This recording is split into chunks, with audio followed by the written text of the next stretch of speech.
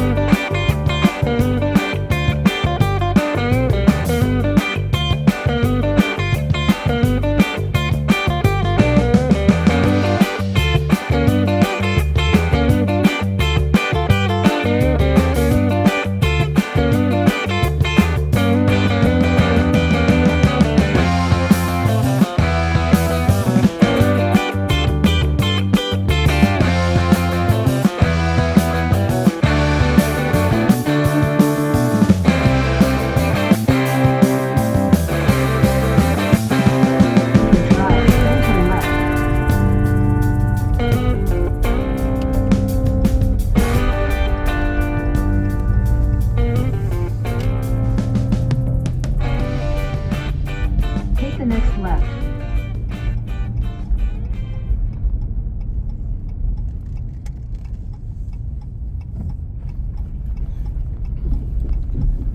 In 600 feet, you will arrive at your destination. It's 11:34. We're just pulling in finally. Had a nice surprise from the border officer who nicely informed us that in order for the tractor to leave the country, we're going to need an ITN number, which I was not aware of. So we're going to have to deal with that on the way back and probably leave it sitting at the border for a couple of days, but we'll get that figured out.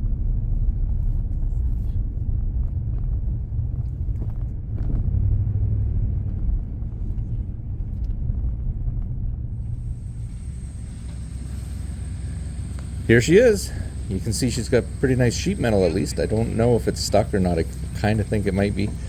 That belly mower is going to be really handy, whether I use it on this or on the Alice perhaps. But yeah, the tires are not all that hot. I wouldn't call them fair Allman auctions, looking at your description of the tractor, but oh well, it is what it is.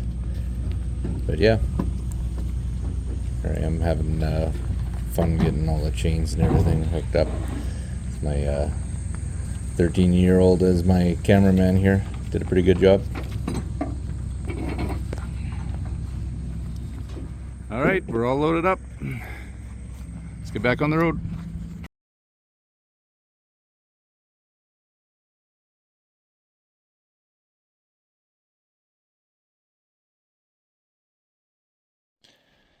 All right, 6:30, back home at my house. My tractor is sitting in Pembina, North Dakota, though.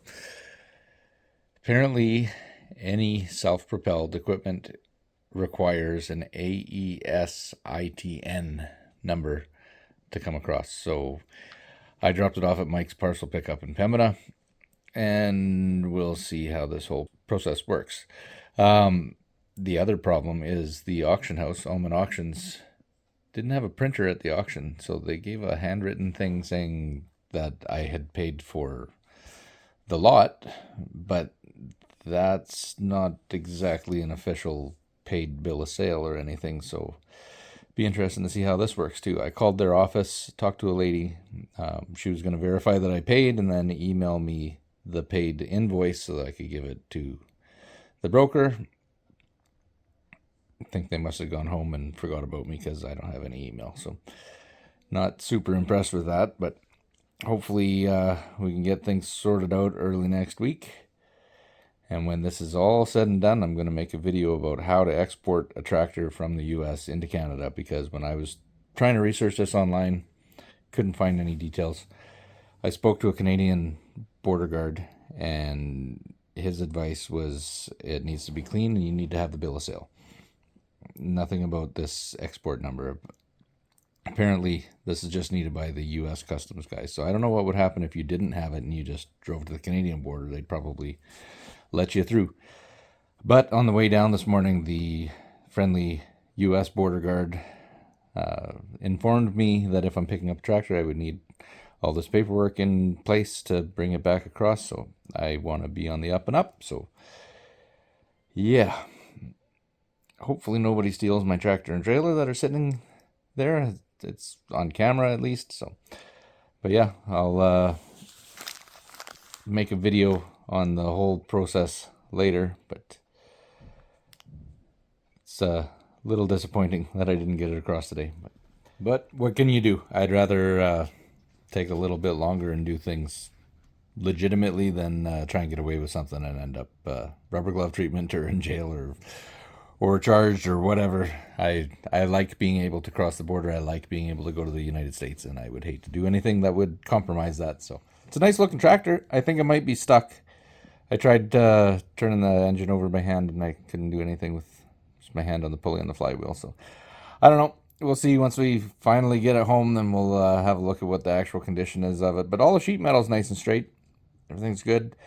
Omen had listed that the tires were fair condition. I disagree. These auction houses, I'm telling you, they're